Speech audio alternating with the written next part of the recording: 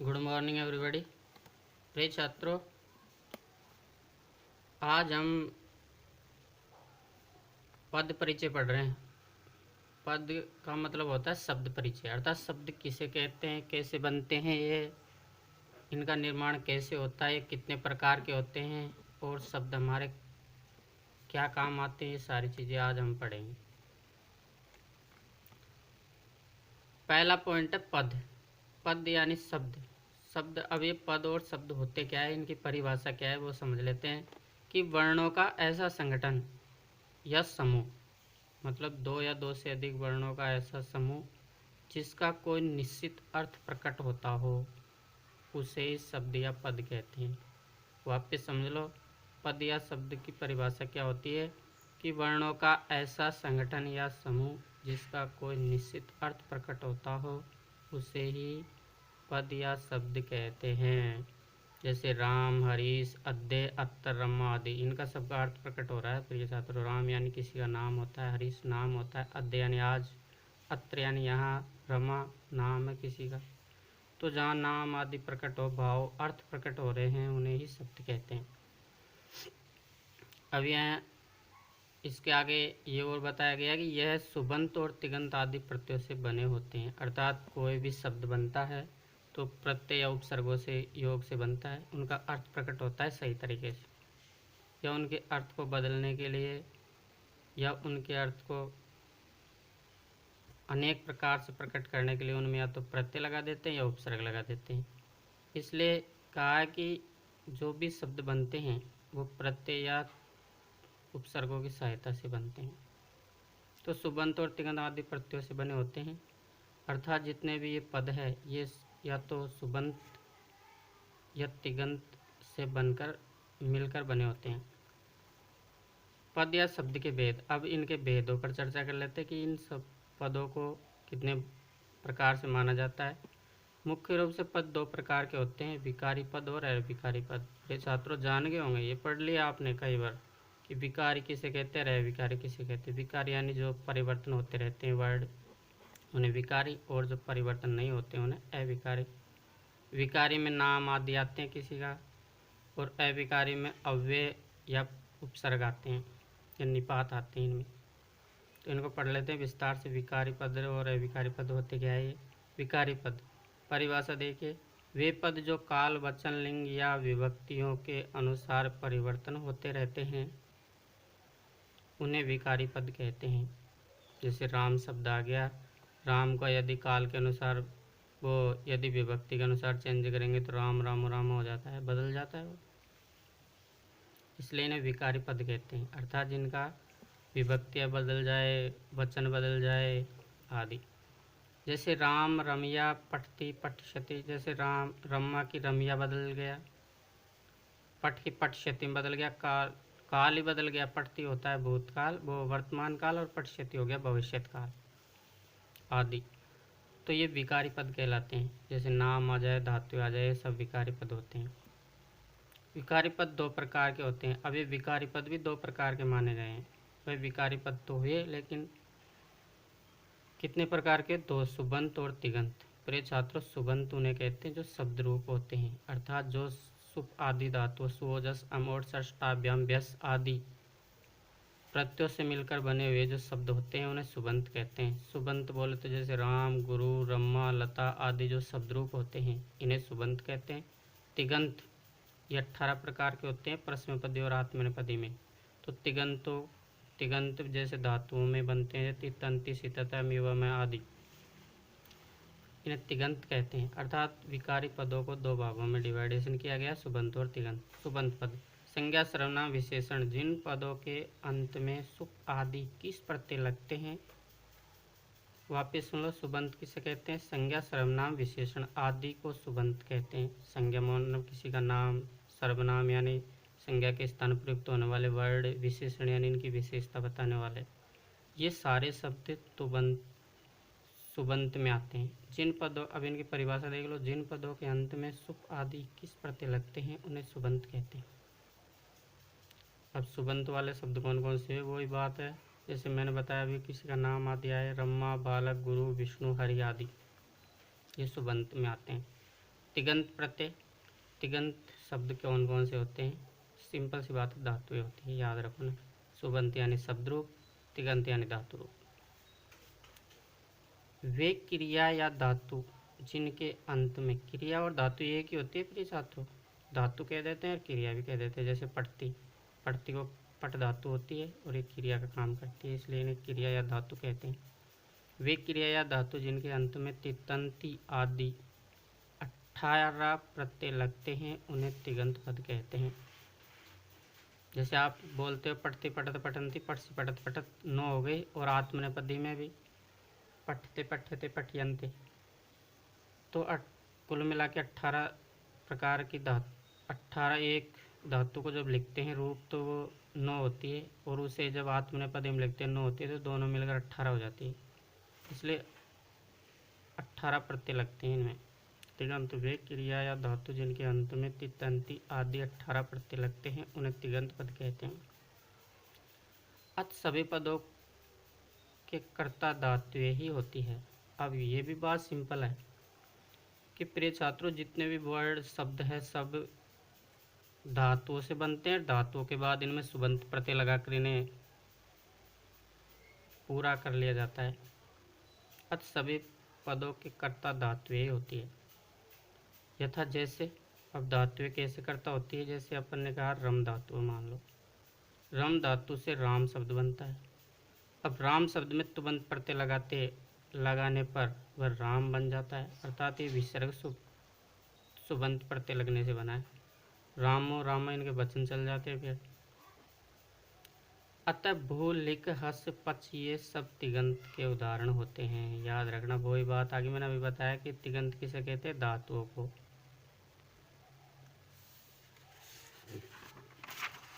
दूसरे, अब हमने विकारी पद पढ़े थे। विकारी पद कितने प्रकार के माने थे? 2 प्रकार से बने थे, सुबंत और तिगंत। अब अविकारी पदों पर चर्चा करते हैं। सेकंड पॉइंट है हमारा अविकारी पद। अविकारी पद वे पद जिनका किसी काल वचन लिंग आदि के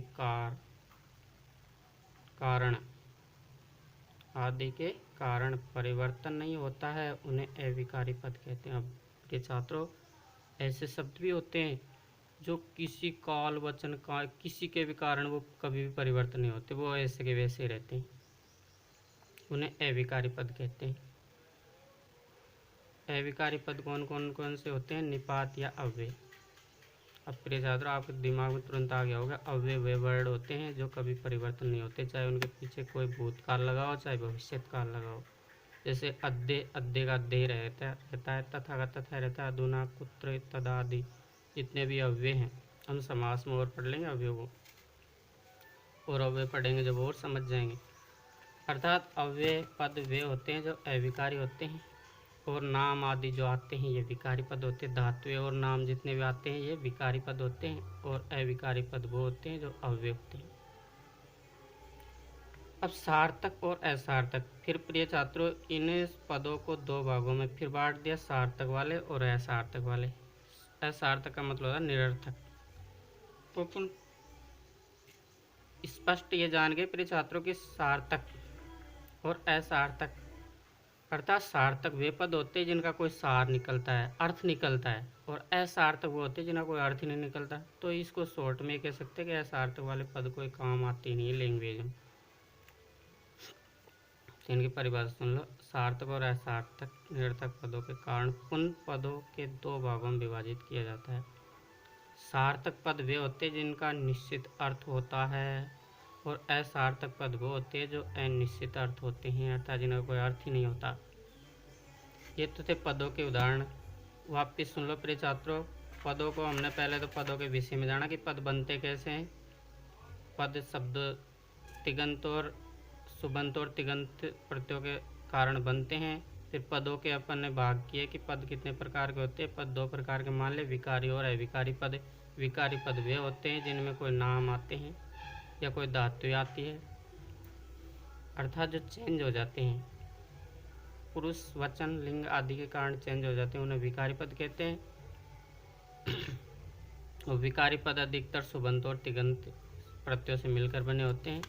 फिर उसके बाद अविकारी पदों के बारे में पढ़ा था। तो अविकारी पद वो होते हैं जो किसी भी काल में या वचन में चेंज नहीं होते हैं, उन्हें अविकारी पद कहते हैं। फिर पदों को पुनः दो भागों में बांटा, सार्थक और असार्थक। सार्थक उन्हें कहते हैं जो जिनका अर्थ निश्चित अर्थ निकलता हो, असार्थक उन्हें कहते हैं जिनका कोई अर्थ नहीं होता है। तो यहाँ तो पदों के विषय में पढ़ा था। अब कुछ और पदों के विषय में चर्चा करते हैं। जैसे वचन होते हैं, वचन भी पद ही कहलाते हैं। अभी कितने प्रकार के होते हैं, फिर पुरुष के बारे में पढ़ेंगे, फिर लिंग के बारे में पढ़ेंगे। तो सुनिए, पहले पुरुषों के बारे वचनों के बारे में पढ़ते हैं। वचन, संस्कृत में 3 वचन होते हैं। संस्कृत में कितने वचन माने गए हैं? 3 वचन।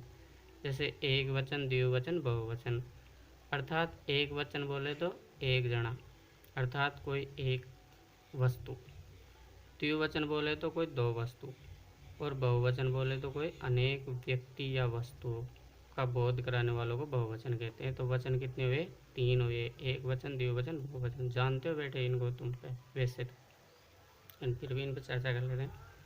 फिर पुरुष, संस्कृत में 3 पुरुष होते हैं। कितने पुरुष होते हैं? 3। जैसे प्रथम पुरुष, मध्यम पुरुष, उत्तम पुरुष। प्रथम पुरुष यानी अन्य व्यक्ति। प्रथम पुरुष का मतलब होता है कोई अन्य व्यक्ति। मान लो 2 व्यक्ति बात कर रहे हैं और किसी तीसरे के विषय में बात कर रहे हैं तो उन्हें प्रथम पुरुष कहते हैं। जैसे स, तो, ते। क्या? स, तो, ते, इन्हें प्रथम पुरुष कहते हैं। मध्यम पुरुष, सामने वाला। जैसे मैं किसी से बात कर रहा हूँ तो मेरे सामने जिससे मैं बात कर रहा हूँ उसे मध्यम पुरुष कहूँगा। जैसे तुम, युवम, युवम, तुम, युवाम, युयम, अर्थात मेरे सामने वाला। जैसे मैं कहूँ तू क्या कर रहा है, तुम दोनों क्या कर रहे हो, तुम सब क्या कर रहे हो, तो ये मध्यम पुरुष में आते हैं। उत्तम पुरुष यानी स्वयं में। जैसे अहम, आवाम, वयम, मैं। तो प्रिय छात्रों याद रखना, प्रथम पुरुष, पुरुष कितने प्रकार के हुए? 3 प्रकार के हुए। क्वेश्चन पूछ सकता है पुरुष कितने प्रकार के होते हैं, तो क्वेश्चन याद रख लो, वो ये इसको पॉइंट याद रख लो कि पुरुष 3 प्रकार के होते हैं, प्रथम पुरुष, मध्यम पुरुष और उत्तम पुरुष। प्रथम पुरुष में कोई सामने वाला व्यक्ति, मध्यम पुरुष वो प्रथम पुरुष में कोई दूसरा व्यक्ति के, जैसे कोई 2 व्यक्ति मिलकर किसी की बुराई कर रहे हैं तो वो जिसकी बुराई कर रहे हैं वो प्रथम पुरुष में आएगा।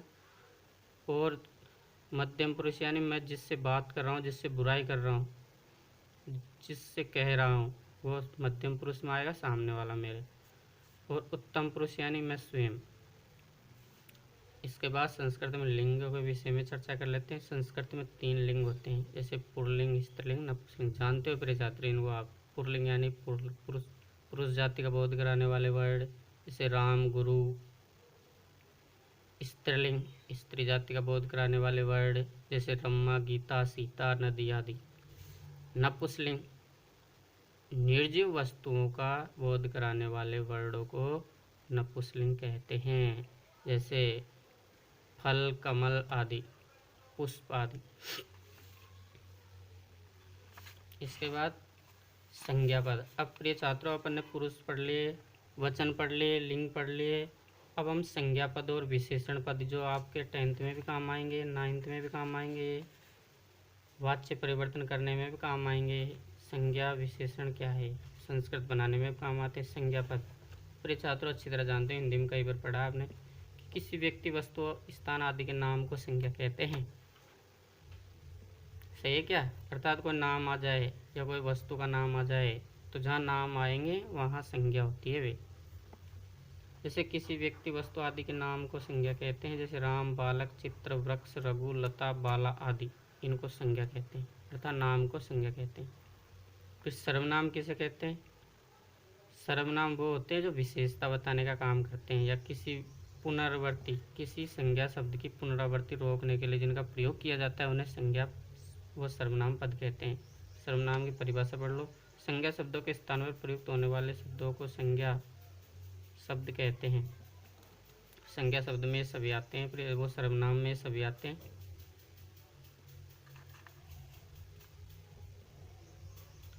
संज्ञा में, ये सर्वनाम में सभी आते हैं।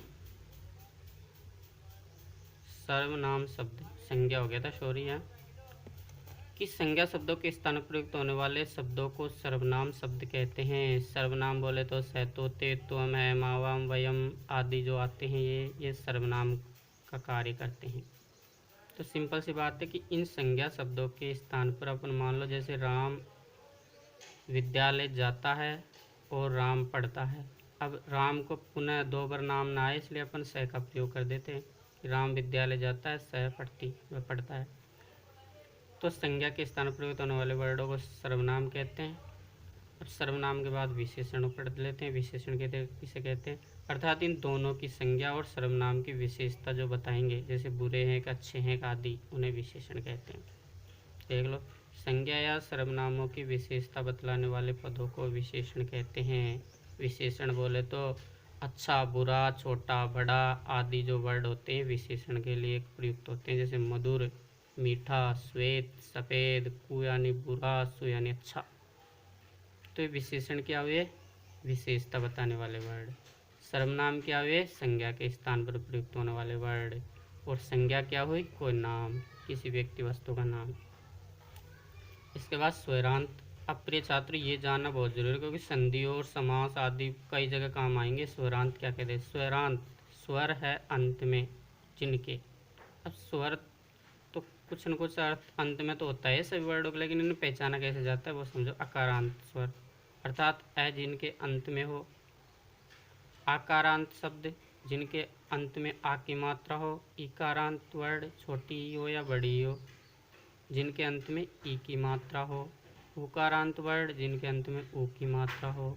तो समझने वाली बात है प्रिय छात्रों, ये वर्ड आएंगे जैसे संधियों में कई बार आपके, तो इन्हें जानना बहुत जरूरी है। अकारांत यानी जिनके अंत में अ हो उन्हें अकारांत कहते हैं। जैसे राम, नृप, इनके अंत में अ की मात्रा है केवल, और कोई मात्रा नहीं है, इसलिए अकारांत वर्ड कहलाते हैं।